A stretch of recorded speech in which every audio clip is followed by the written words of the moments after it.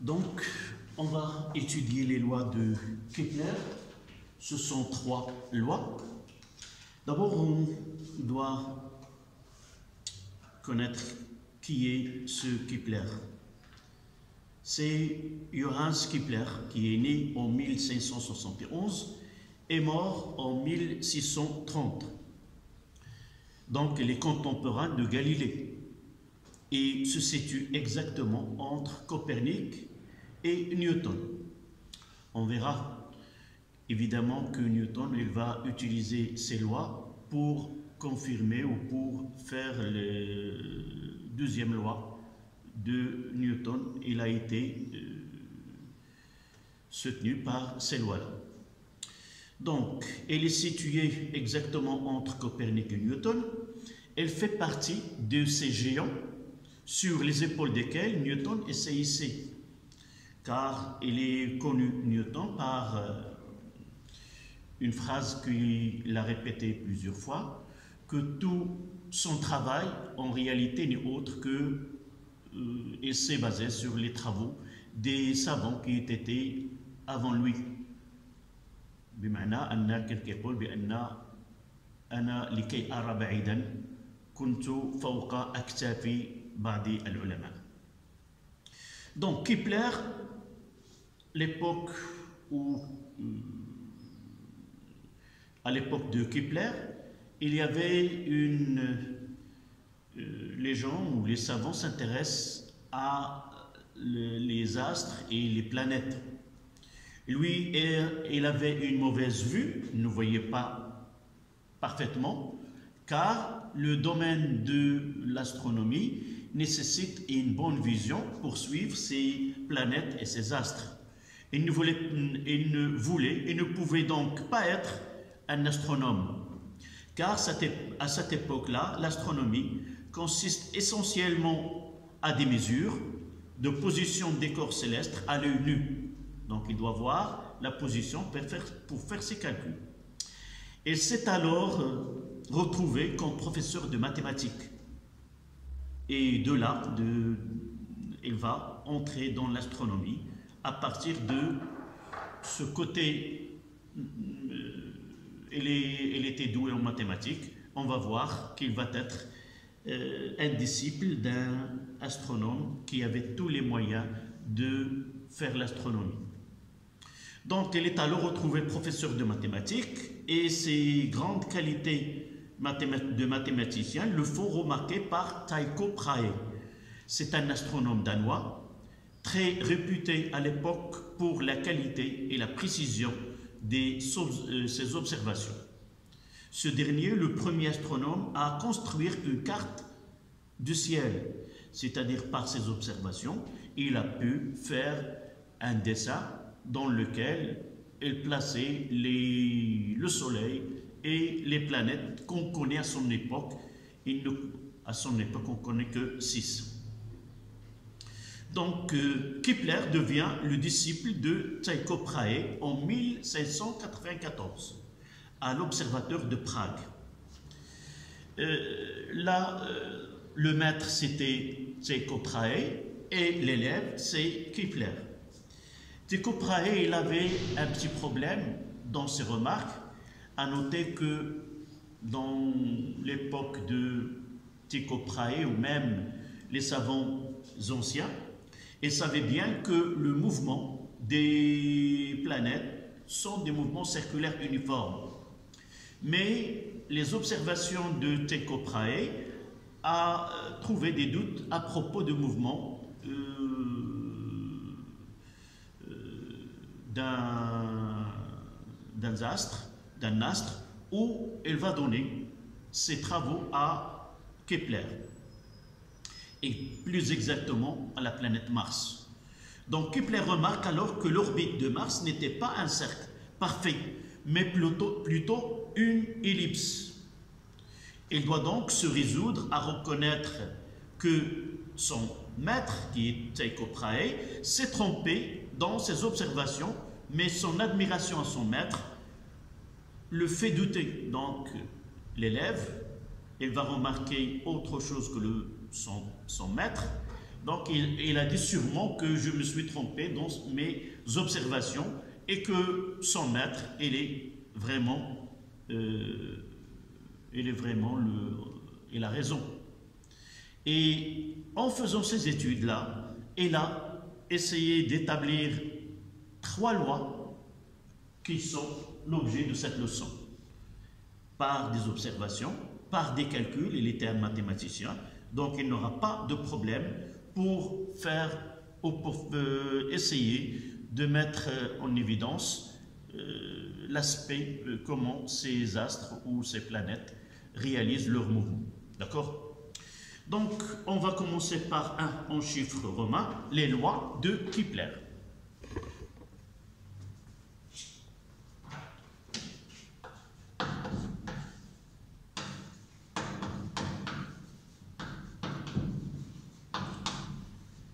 Évidemment, ces lois de Kepler, on va essayer de les appliquer dans la deuxième partie. Les appliquer, comment peut-on vérifier le mouvement dans certaines conditions de ces planètes.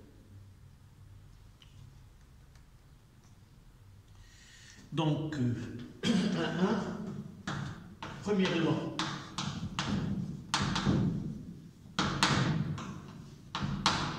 Première loi,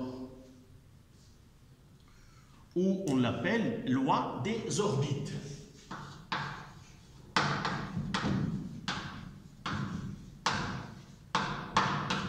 Loi des orbites. La première constatation, c'est d'essayer de voir la trajectoire de ces planètes, comment il est. D'abord, ce qui est devant lui, c'est que ces planètes, elles ont des mouvements circulaires, un mouvement circulaire. Et par la suite, il va essayer soit de confirmer, soit de dire la réalité par les observations qu'il effectuait. Donc, voici l'énoncé de la loi à la ligne. Les planètes et les satellites, les planètes et les satellites, les planètes et les satellites décrivent une orbite elliptique. Décrivent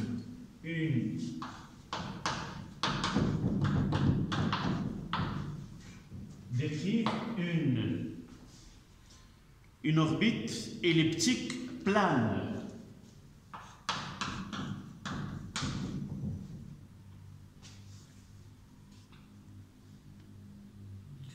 Je ne sais pas si vous avez étudié l'ellipse en mathématiques, non? Non. Donc, on va faire un petit schéma. D'abord, on continue. Donc, une ellipse plane dans le centre attracteur, et l'un des foyers dans le centre attracteur est l'un des foyers. C'est-à-dire, dans ce mouvement, on va voir par la suite, il y a un astre et autour de lui, il y a des planètes. Donc l'attracteur, c'est le Soleil, et les autres objets, les autres planètes, sont soumis à une force d'attraction universelle, et à partir de là, on va essayer de déterminer cette loi. Par contre, on peut avoir une planète qui est dans le centre attracteur, et autour de cette planète, il y a des satellites, qu'elles soient naturelles ou qu'elles soient artificielles. D'accord? Donc, voici le schéma de cette ellipse. Donc, là, c'est O, là, c'est O', et ici, c'est A, et ici, c'est P, et l'ellipse.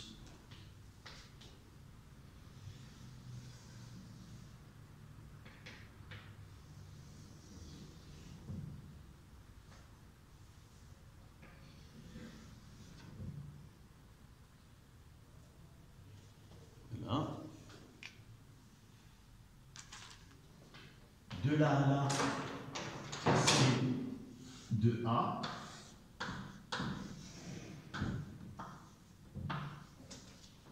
Et de là à là, c'est de B.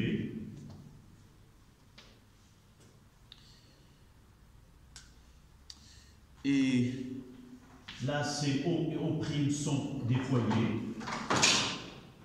O et O',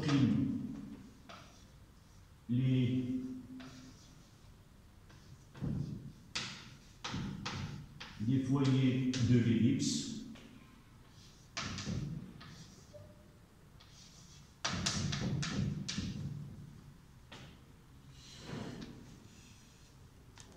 Et là, 3M.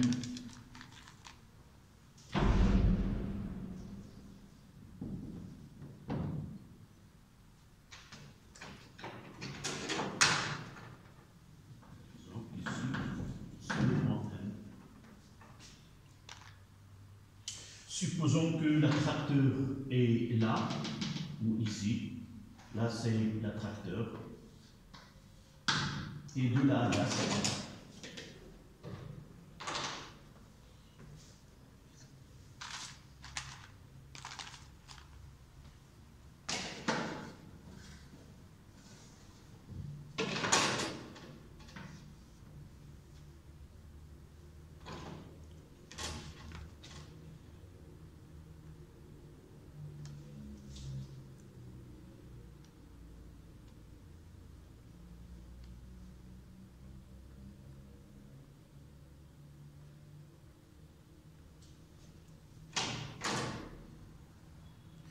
Par exemple, on peut avoir ici le Soleil.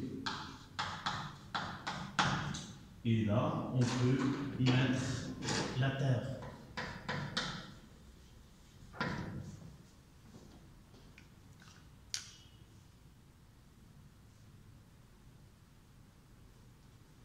Là, petit a, c'est le demi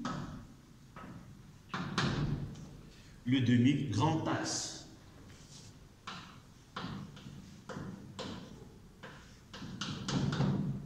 Et petit b, c'est le demi petit axe. Donc il y a deux axes. Et de là à là, là c'est Y, et là c'est X.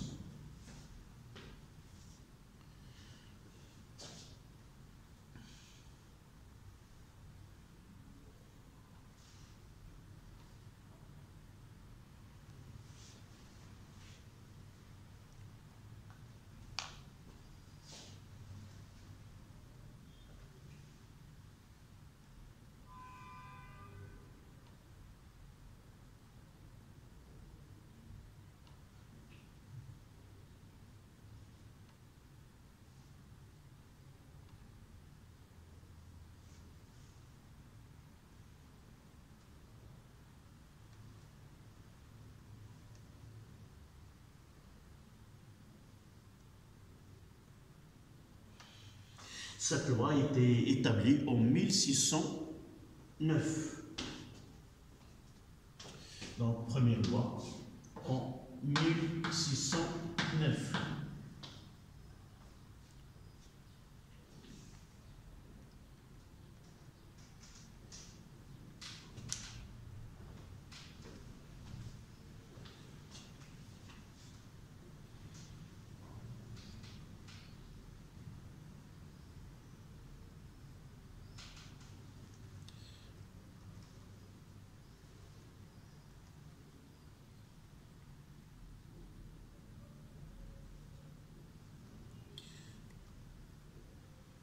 Deuxième loi.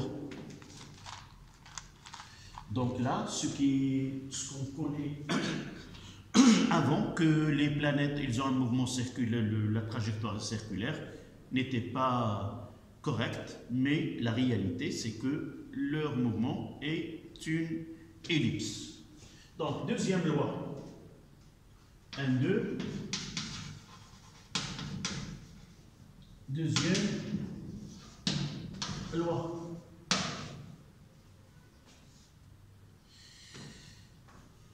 Exactement, c'était dans la même année, 1609.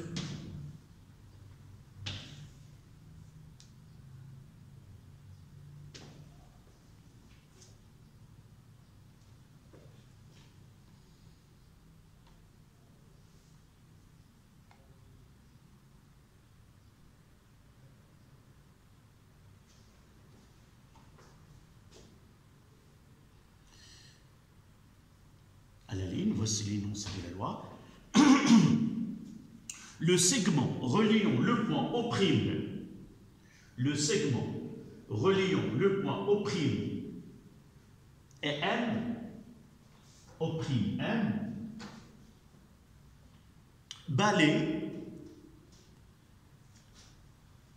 le segment reliant le point O' et M, balaie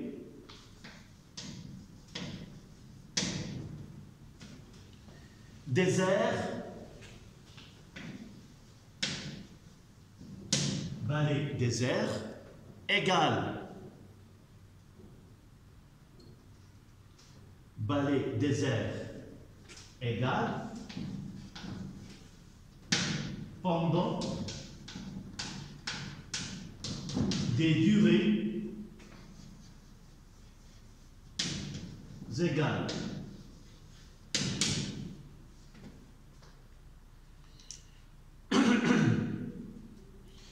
العربية فالقطعة التي تربط البؤرة مع الكوكب تكسح البالي تكسح مساحات متقايسة خلال مدد زمنية متقايسة خلال نفس المدة متفرقة مثلا خلال نفس المدة فإذا كانت 10 ثواني فالمساحة التي سوف يكسحها فهذا غادي ينتقل هنايا غادي يوليو لهذا الشكل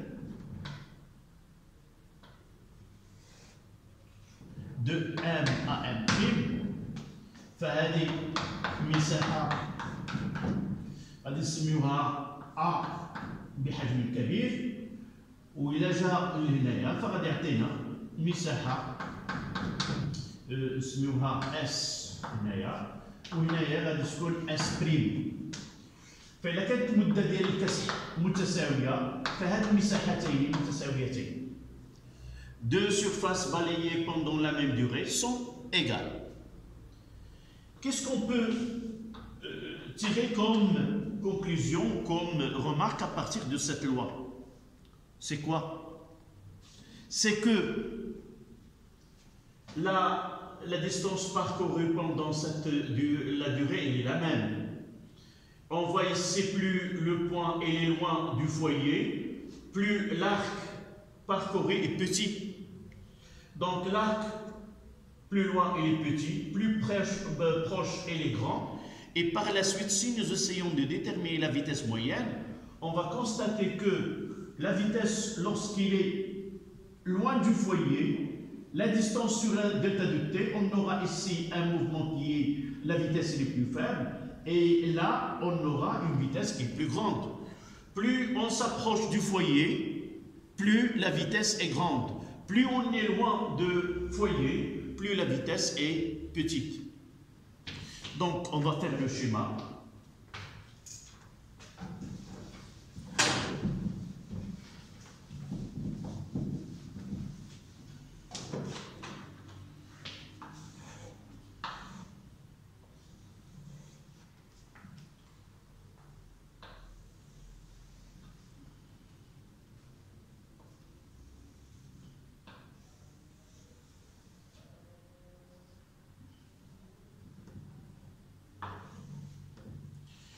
Donc, on va choisir là. Voici le foyer. C'est au prix.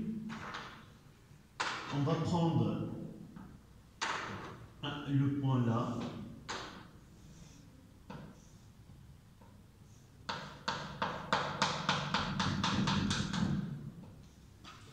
Là de M à M'. Et de ce côté-là,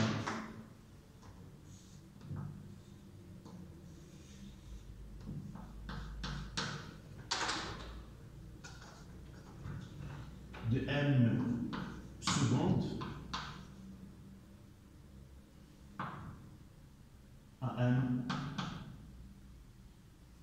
on mettra m1, m2, m3, m4 pendant la même durée, delta de t, et là, delta de t.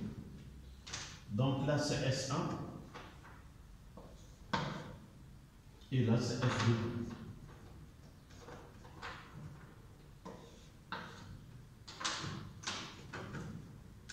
Donc, deuxième loi.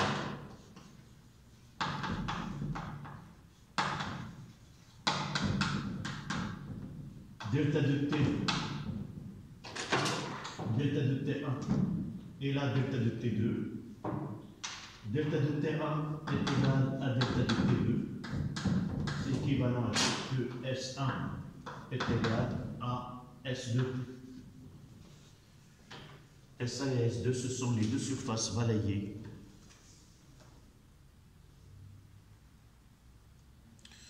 Ça, on l'appelle la loi des airs. La deuxième loi, ou loi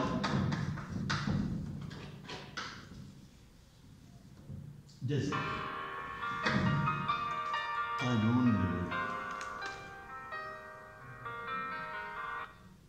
قانون المساحات.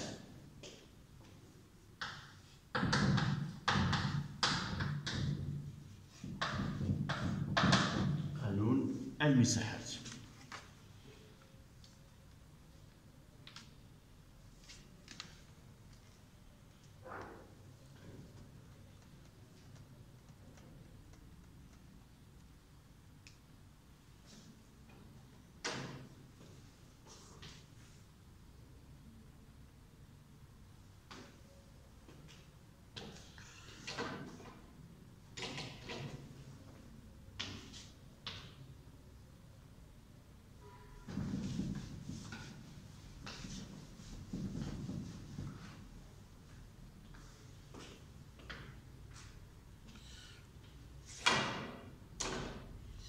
Donc nous avons dit que les conséquences de cette loi des airs, c'est que ici la distance est petite devant celle-là. Là c'est V est égal à delta de S sur delta de T.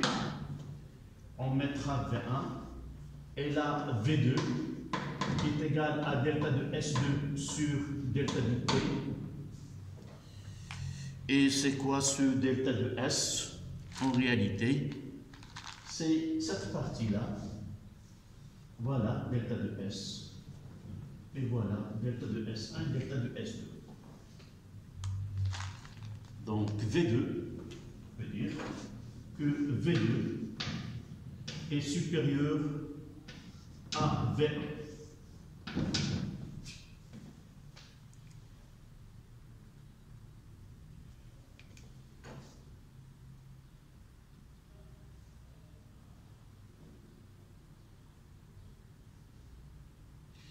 Évidemment, on suppose que dans mon schéma-là, que la surface, elle est plus, les deux surfaces sont égales.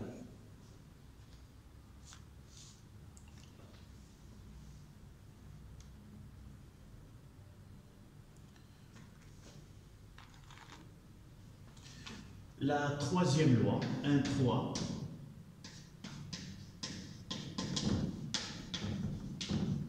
troisième loi, ou loi des airs, là c'était la loi des airs, là, loi des périodes.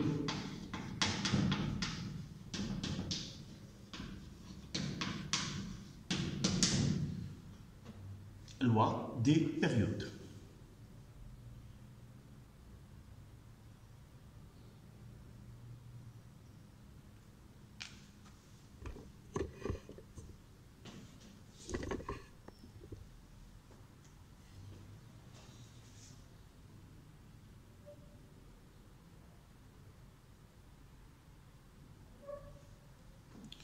Cette troisième loi, comme son nom l'indique, il s'intéresse à la période.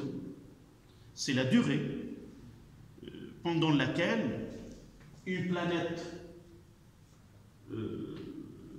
une planète, mais pour faire un tour autour de Soleil par exemple, ou une satellite autour de la planète.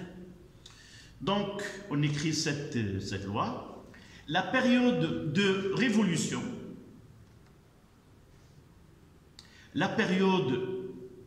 révolution, grand T, c'est T majuscule, la période de révolution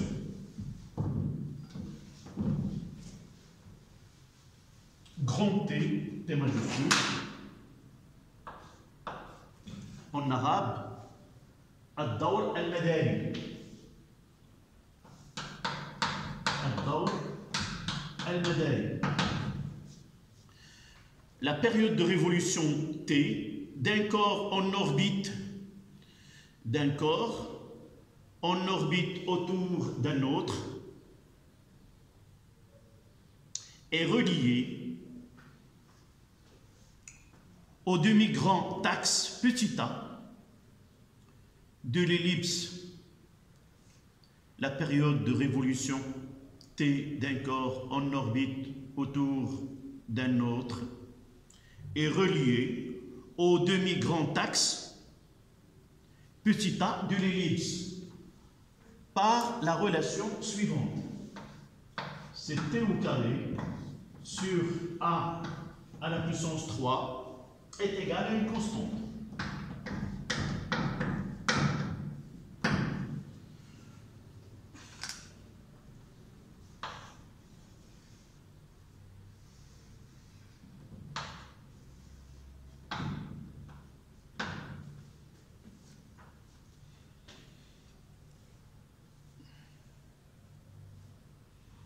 La petite a, c'est le demi-axe. Rappelons-nous que l'ellipse, elle est comme ça. De là à là, c'est 2A. Donc, ce A, c'est de là à là, ça. A. Voilà. D'abord, cette constante-là, ce n'est pas une constante universelle. C'est-à-dire, ce n'est pas une constante qui garde la même valeur quelle que soit l'étude qu'on fait. Ça dépend de système dans lequel, par exemple, si nous étudions la Terre et les satellites qui sont en orbite autour de la Terre, cette constante-là n'est pas la même si je prends, par exemple, Mars et ses satellites. Si je prends le Soleil et les planètes, d'accord? On mettra une petite remarque. Des remarques.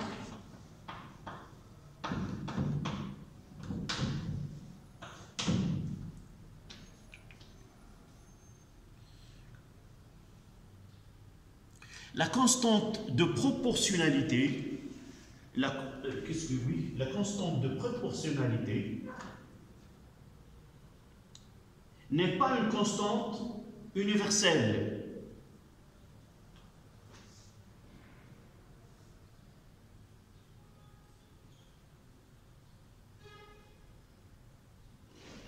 Elle dépend de la masse du corps qui joue le rôle. Il dépend de la masse du corps, parmi d'autres. Il dépend de la masse du corps qui joue le rôle de l'attracteur.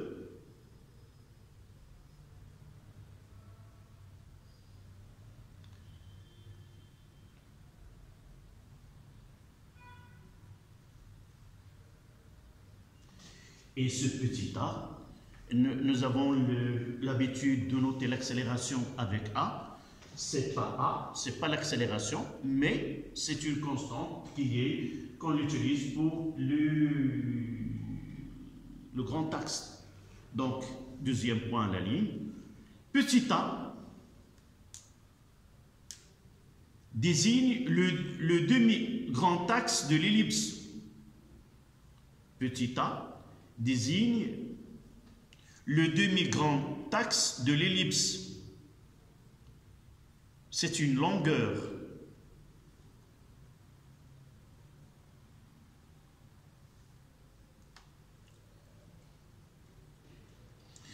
Comme j'ai dit au début, cette loi la loi des périodes a été utilisée par Newton pour établir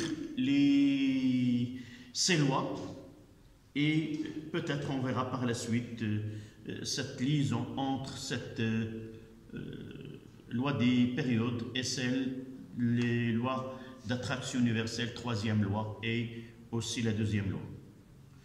Donc maintenant, ces lois, on doit les connaître par cœur. Première loi, deuxième loi et la troisième loi. Maintenant, on va essayer de revenir aux lois de Newton et d'essayer de voir est-ce que les lois de Newton nous ramènent surtout à la troisième loi, celle des périodes. D'accord? Donc on va revenir au mouvement circulaire uniforme.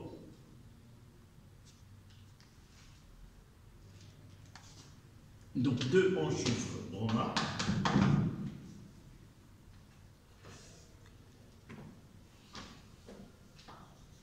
Mouvement circulaire uniforme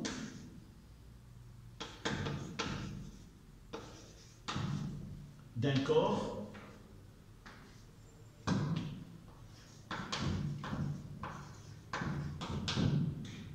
qui gravite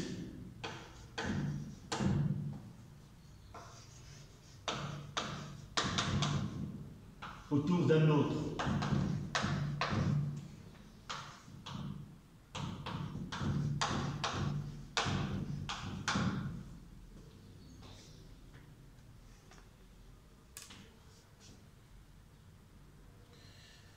Nous voyons d'abord, il n'y a pas de contradiction entre cette partie et celle-là.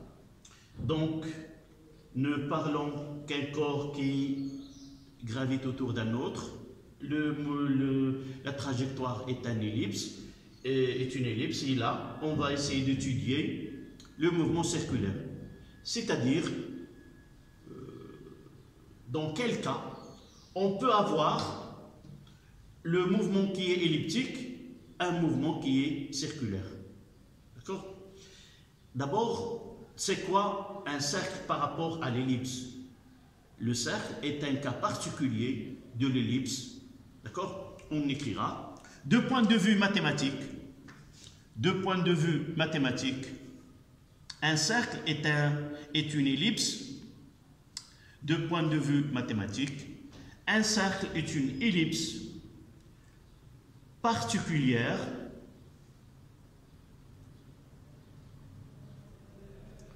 dont les deux foyers sont confondus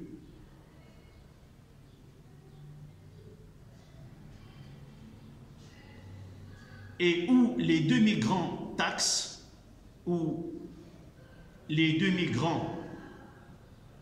axes et petits axes sont égaux au rayon de cercle.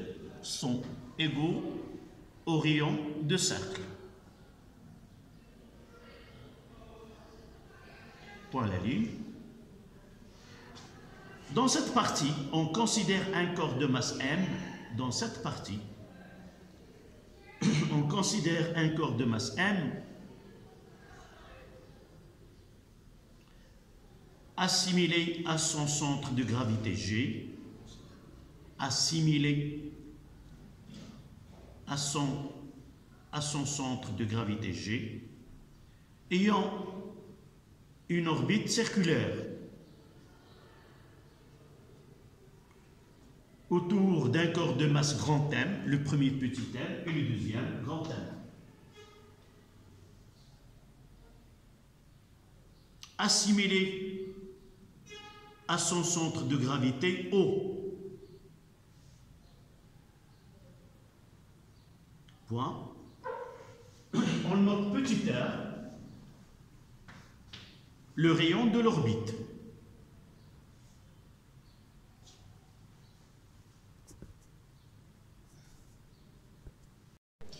Donc voici le schéma. On va essayer de faire, on a un point O ici un corps S de masse grand M et de là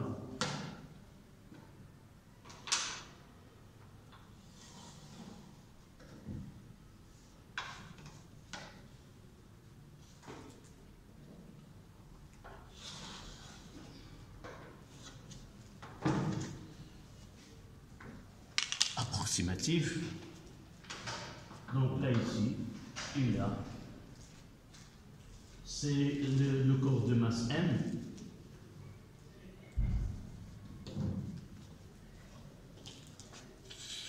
Donc ici, nous avons un mouvement qui est circulaire. Donc le système étudié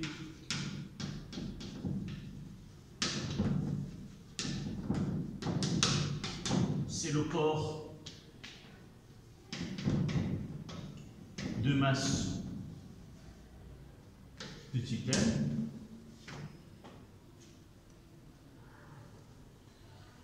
On choisira un référentiel du système étudié. Le référentiel est le O centrique, O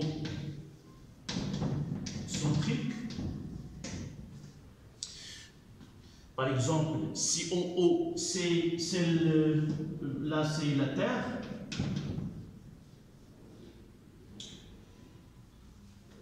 et là une satellite, ou c'est le Soleil, on donnera un exemple, O centrique, qu'on considère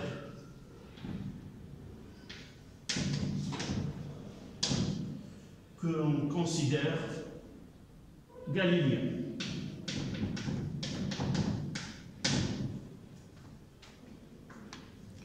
Par exemple, c'est le corps de masse M et la Terre.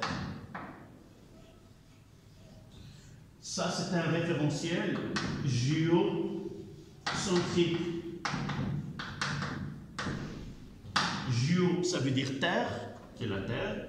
Si M est Soleil, on aura héliocentrique.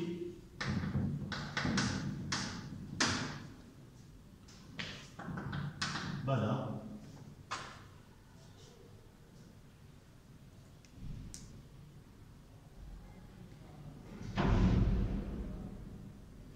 Donc on va choisir M, par exemple la Terre, et là, une lune.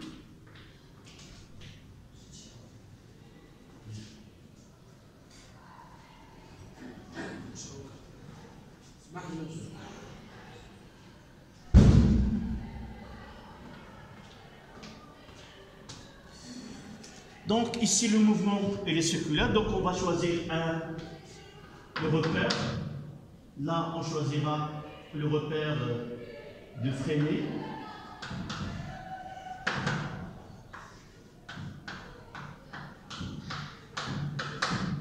C'est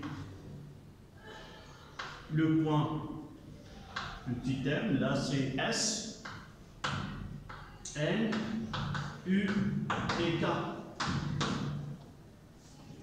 Là c'est S.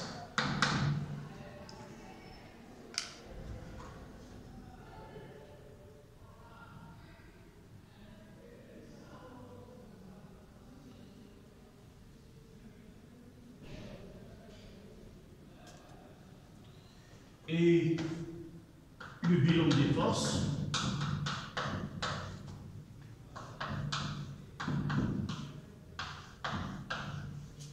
il n'y a qu'une seule force, c'est F, exercée par O sur G. Par exemple, c'est la force F exercée par la Terre sur la Lune. Si nous choisissons grand M c'est la Terre et petit m c'est la Lune, on aura F exercé par O sur M. Et voici cette force-là. F exercé par O sur G.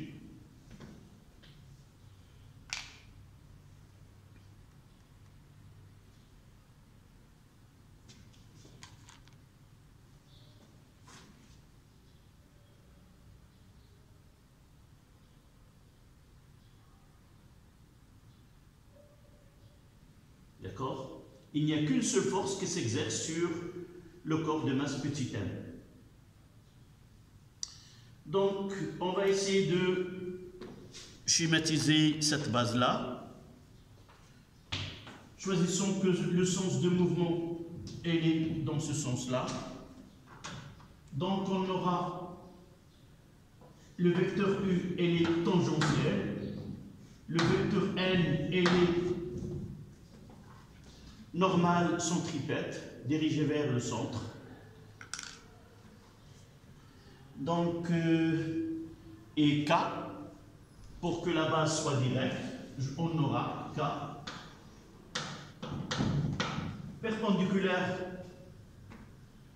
perpendiculaire au plan, dirigé vers l'observateur.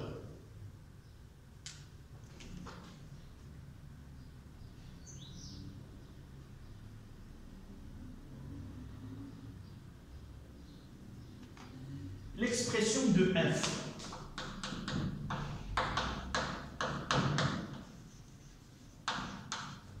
L'expression de F de O sur G.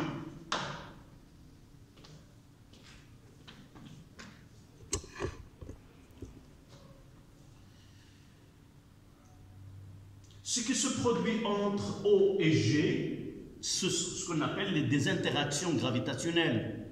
Et d'après la loi troisième loi de Newton, ce F de O sur G est égal à la constante G fois grand M fois petit m divisé par R au carré, là c'est le rayon R au carré, porté par N. C'est la force d'attraction gravitationnelle.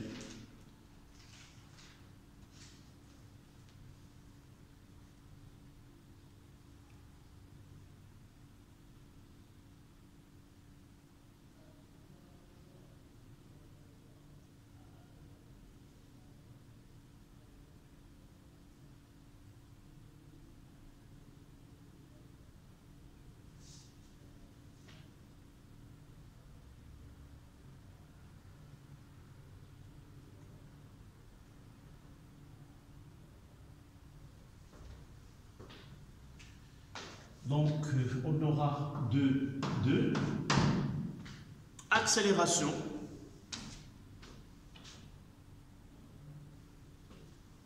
pour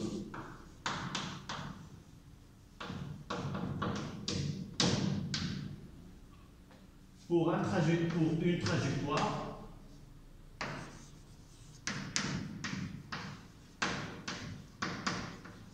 circulaire.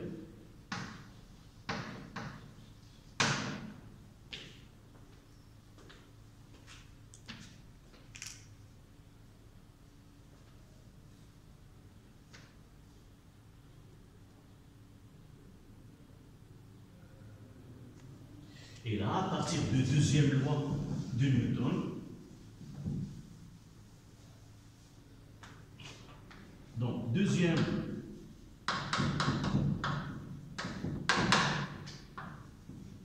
loi de Newton nous donne sigma des forces extérieures est égal à M fois A.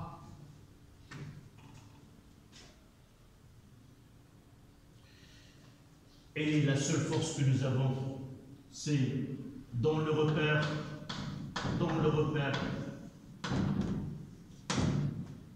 de Freinet.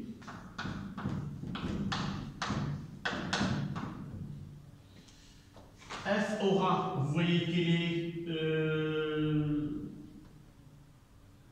centripète, ça veut dire qu'il aura G fois grand M fois petit m sur R au carré, et là, 0.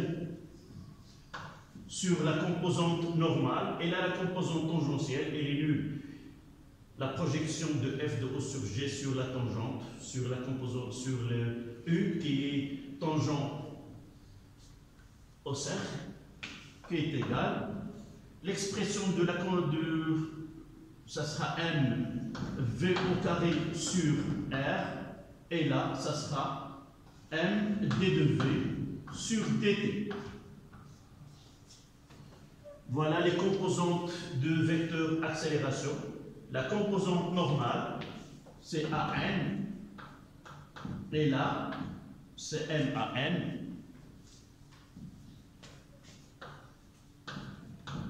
Et là, c'est MAT. C'est la composante tangentielle.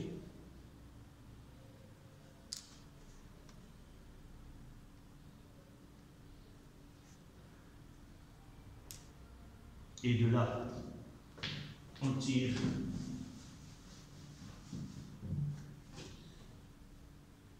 on aura G grand M fois petit m sur R au carré est égal à M V au carré sur R. Et aussi, on aura d de V sur dt est égal à 0. Celle-là nous donne que V est égal à une constante.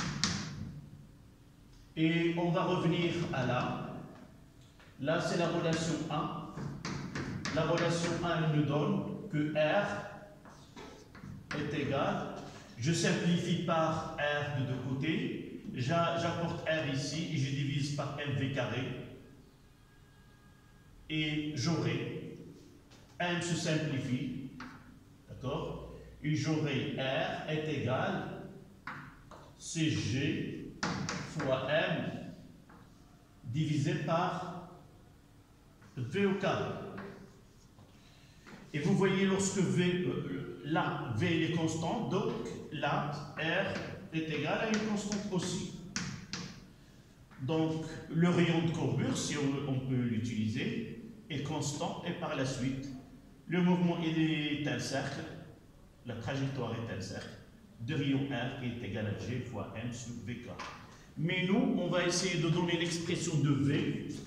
La vitesse est égale, c'est la racine carrée de G fois M sur R. Voilà la vitesse avec laquelle ce corps-là gravite autour de O.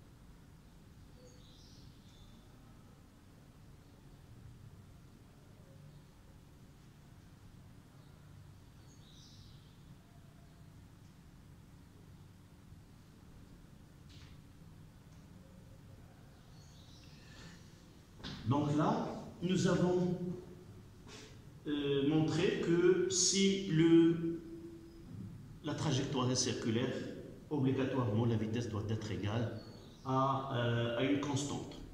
On va faire une petite remarque que ce que nous avons obtenu à partir de deuxième loi de Newton, on peut le vérifier à partir de loi de Kepler. La deuxième loi de Kepler ou la loi des airs, on peut montrer si la trajectoire est un cercle, alors nécessairement la vitesse elle est constante. Tu mettras remarque.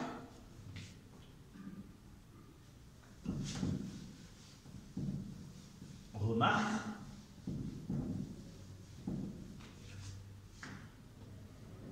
On peut également montrer qu'une orbite circulaire, on peut montrer également qu'une orbite circulaire est nécessairement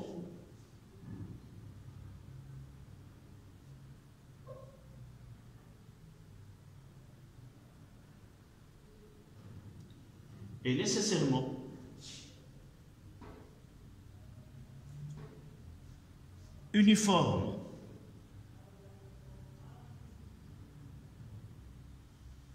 C'est-à-dire que le mouvement, c'est-à-dire le mouvement est circulaire uniforme. En appliquant la seconde loi de Kepler. En appliquant la seconde loi de Kepler. On fait un petit schéma.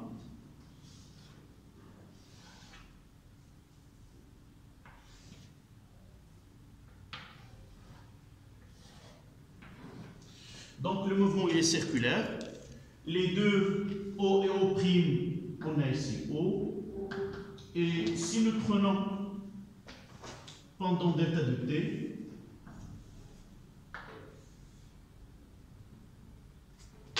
on aura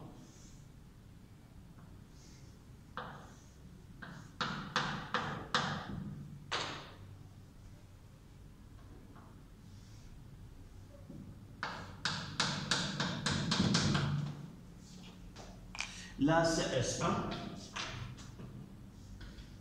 là c'est S2. Donc si S1 est égal à S2, nécessairement, là je mettrai là la L2 et là L1. Si S1 est égal à S2, cette surface-là,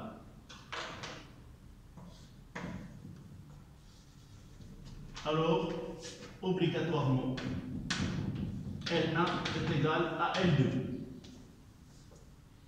Et puisque V est égal, V1 est égal à L1 sur delta de t, et V2 est égal à L2 sur delta de t, alors V1 est égal à V2.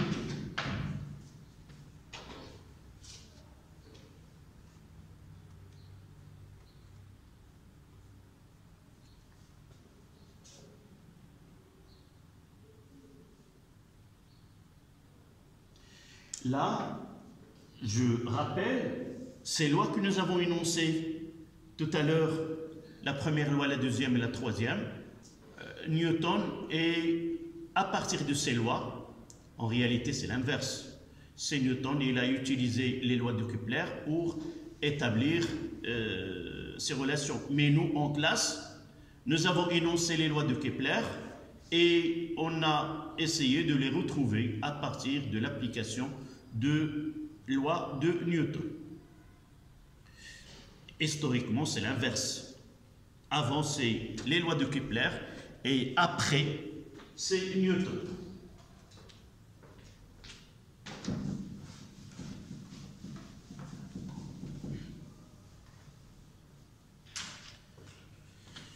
Donc, période de révolution et troisième loi de Kepler. C'est 2-3. Période de révolution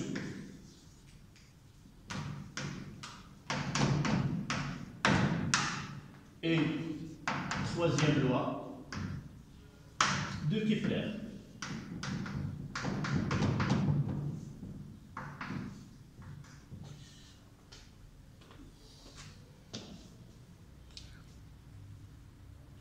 C'est-à-dire, nous avons un mouvement circulaire uniforme.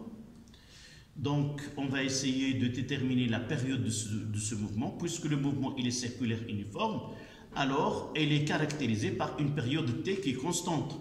Donc la durée pour effectuer un tour est la même au cours du temps, c'est-à-dire la période elle est constante. On va essayer d'appliquer les lois de Newton et de la cinématique et essayer d'arriver à cette loi des périodes de Kepler. Donc si un mouvement est circulaire uniforme, mouvement circulaire uniforme, ça veut dire que la vitesse V est égale à R fois oméga. Et nous savons que oméga est égal à 2pi sur T. De ces deux relations, on peut avoir que V est égal à 2pi fois R sur T.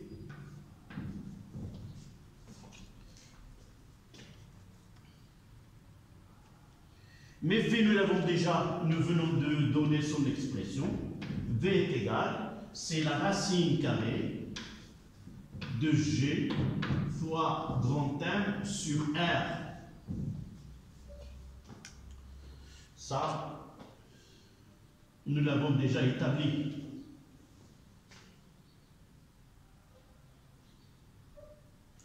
Si nous prenons le carré, là c'est 1 et là c'est 2.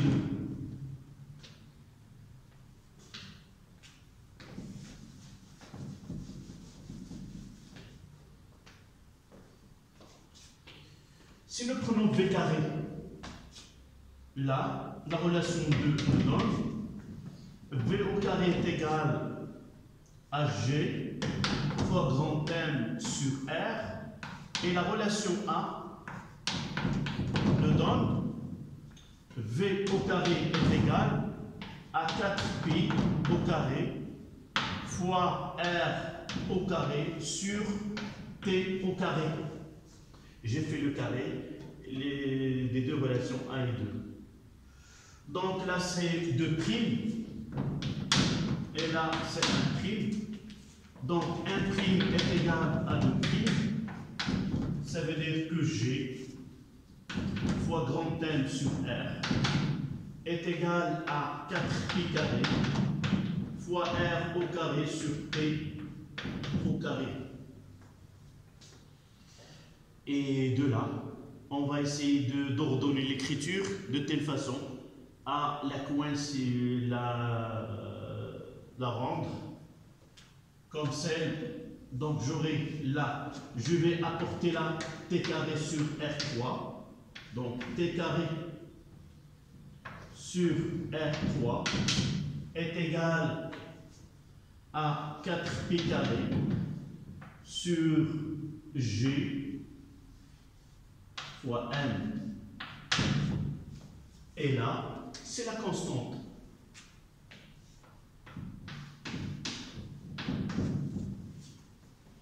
Et voici la loi, la troisième loi de Kepler. À noter que dans ce cas-là, ellipse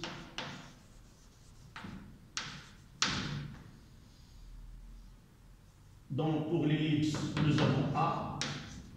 Pour un cercle, nous avons R. Donc on peut écrire la relation T au carré sur A à la puissance 3 est égal à 4pi carré sur G fois M. C'est quoi G? C'est la constante de gravitation universelle. Avec G, la constante de gravitation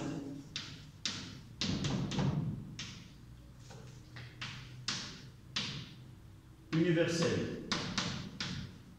Et là, on dit universelle, c'est-à-dire c'est une constante, quel que soit les corps qu'on utilise. Et sa valeur G, c'est 6,66, 10 à la puissance moins 11 unités internationales.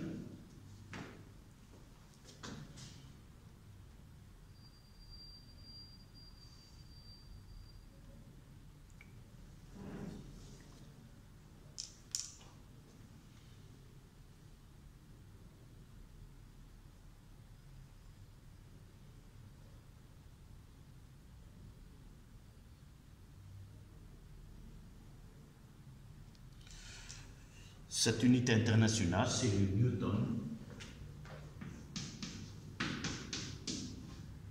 Kilogramme carré, mètre. Il suffit de revenir à l'expression qui est dans G. On peut la déterminer à partir de F est égal à G fois M. Une petite remarque, comment F est égal à M à G fois grand M fois petit m sur R au carré. Si nous essayons de mettre l'équation aux dimensions, la force, d'après la deuxième loi, c'est MA. C'est une longueur mètre seconde moins 2, M, longueur T moins 2, qui est égale à G, fois la masse, c'est la masse au carré, sur une longueur au carré. Et de là, on peut donner ici l'équation G. Ça sera ce que j'aurai, c'est M mètre seconde là. J'aurai l'unité de G, ça sera c'est L fois T carré. Qu'est-ce que j'ai donné ici? C'est le newton. C'est le newton fois... Ah oui, j'ai donné le newton. Là, je vais le donner au système international. Là, le newton, c'est... là, j'aurai le L3 fois T moins 2 divisé par kilogramme moins 2. Voilà l'unité dans le système international. Comment j'ai obtenu celle-là? C'est le newton fois le mètre carré et divisé là, kilogramme moins 2. Kilogramme moins 2. Voilà les unités.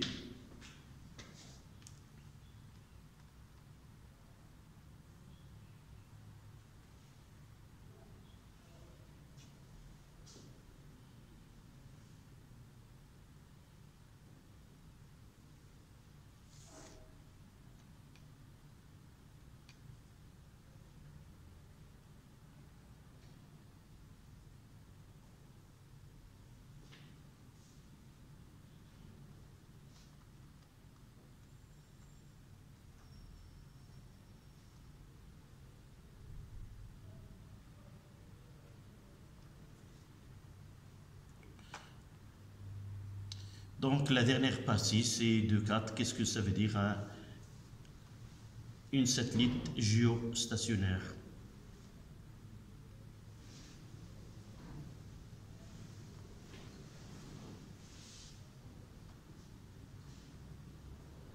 Donc ça sera 2, 4.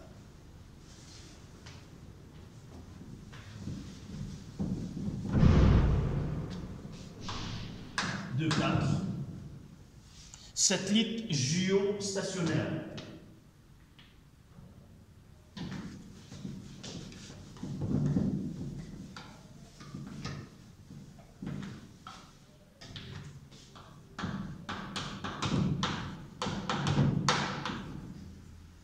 Géostationnaire.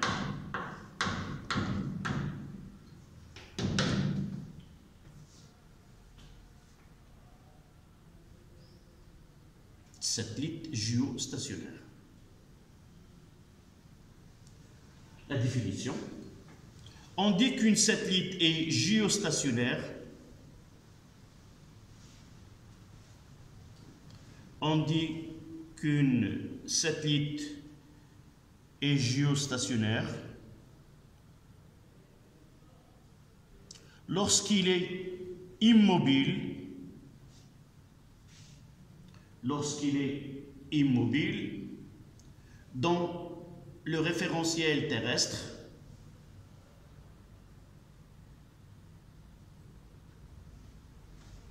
c'est-à-dire il tourne à la même vitesse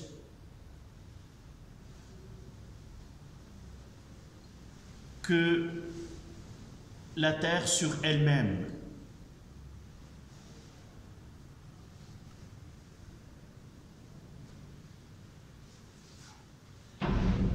Virgule. C'est-à-dire sa période de révolution, c'est-à-dire la période de révolution de ce satellite est la même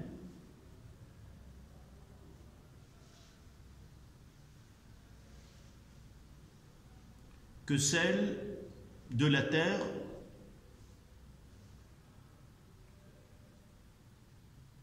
en mouvement autour d'elle-même.